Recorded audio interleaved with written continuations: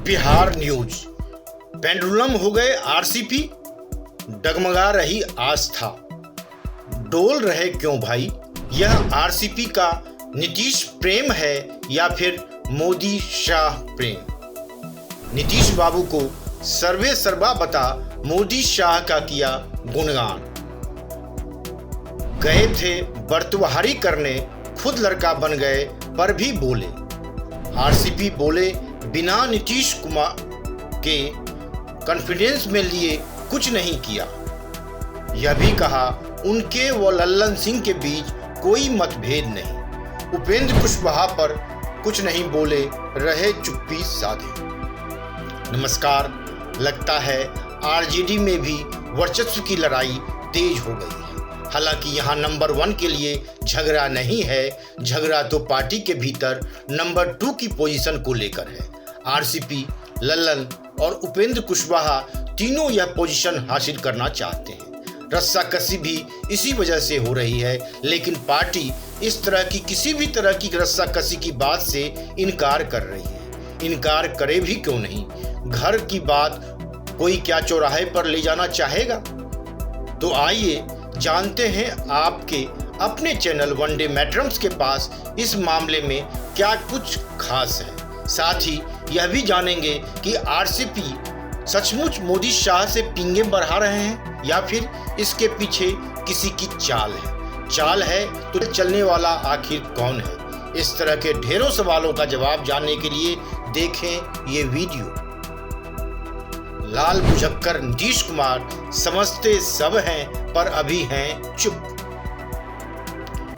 बिहार के मुख्यमंत्री नीतीश कुमार भले ही जदयू का सुप्रीमो नहीं कहलाना चाहते हों, लेकिन इसमें किसी को कोई शक शुबहा नहीं है और फिलहाल वही हैं पार्टी के सर्वे सर्वा। पार्टी के भीतर नंबर 2 की पोजीशन की होड़ में शामिल तीनों नेता आरसीपी, लल्लन व उपेंद्र कुशवाहा भी यही मानते हैं। लेकिन यह भी सच है कि नीतीश बाबू पहली बार इतने कंफ्यूज हैं और अपना स्टैंड क्लियर नहीं कर पा रहे हैं। इतना कंफ्यूज तो शरद यादव से हुए विवाद के समय भी नीतीश बाबू नहीं हुए थे जितना अब हो रहे हैं।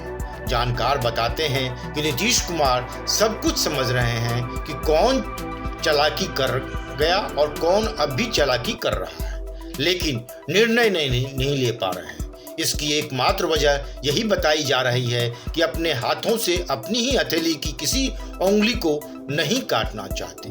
पार्टी की कई बातों के ये राजदार हैं, इसलिए भी फिलहाल उनकी कोशिश यही है कि आपसी सहमति से इस पूरे मामले का पटाक्षेप कर दिया जाए। उसके बाद देखा जाएगा कि चालाकी करने वालों को किस तरह मजा चखाया जाए।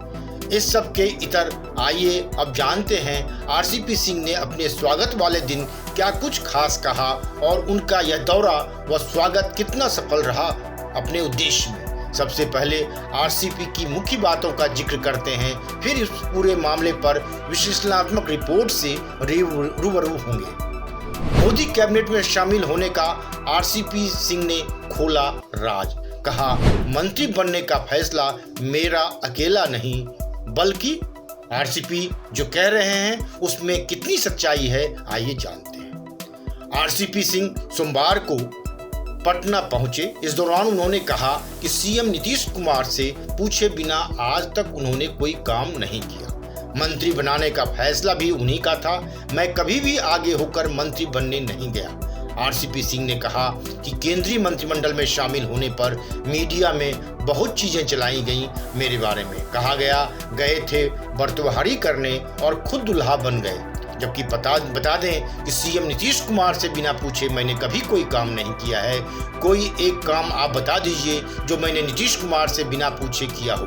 क्या बिना नीतीश कुमार से पूछे मैं पीएम के पास चला गया और कहा कि मुझे मंत्री बना दीजिए? हम लोग सहयोगी दल हैं। बीजेपी से नाम मांगा गया था, नीतीश कुमार से बात हुई, उसके बाद सहमति बनी, तब मेरा शपथ हुआ है।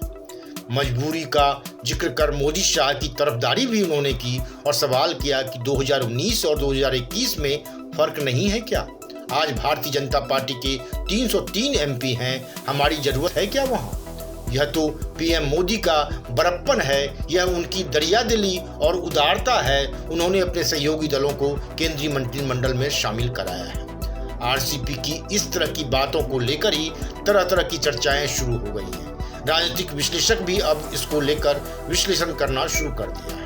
राजनीतिक विश्लेषकों का मानना है कि ललन का मुकाबला नहीं कर पाए आरसीपी, राजनीतिक और प्रशासनिक प्रबंधन का दिखा फर्क। करीब 10 दिन की ताबड़तोड़ तैयारी के बावजूद सोमवार को केंद्रीय मंत्री आरसीपी सिंह के स्वागत में उतनी भीड़ नहीं जुट सकी जिसकी उम्मीद की जा रही थी। बेशक किसी केंद्रीय मंत्री के स्वागत के लिहाज से देखें तो भीड़ अच्छी थी, लेकिन जिन लोगों ने आरसीपी से ललन सिंह के स्वागत में जुटी भीड़ के रिकॉर्ड को तोड़ने का वादा किया था, वह इस पर अमल नहीं कर पाए। हालांकि आरसीपी के स्वागत में पार्टी की प्रदेश इकाई लगी रही। प्रदेश अध्यक्ष उमेश कुशवाहा सक्रिय थे। एक महासचिव अभय कुशवाहा जरूरत से ज्यादा ही सक्रिय रहे, जिससे कई बार परेशानी भी हुई। प्रदेश महासचिव अनिल कुमार लगातार पत्र जारी कर पार्टी नेताओं कार्यकर्ताओं को स्वागत समारोह में शामिल होने का न्योता दे रहे थे। फोन पर भी कहा जा रहा था।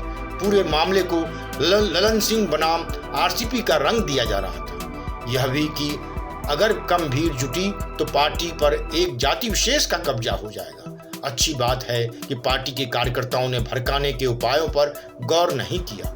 आरसीपी के यथोचित सम्मान लायक भीड़ जुटी, मुकाबले जैसी कोई बात नहीं थी।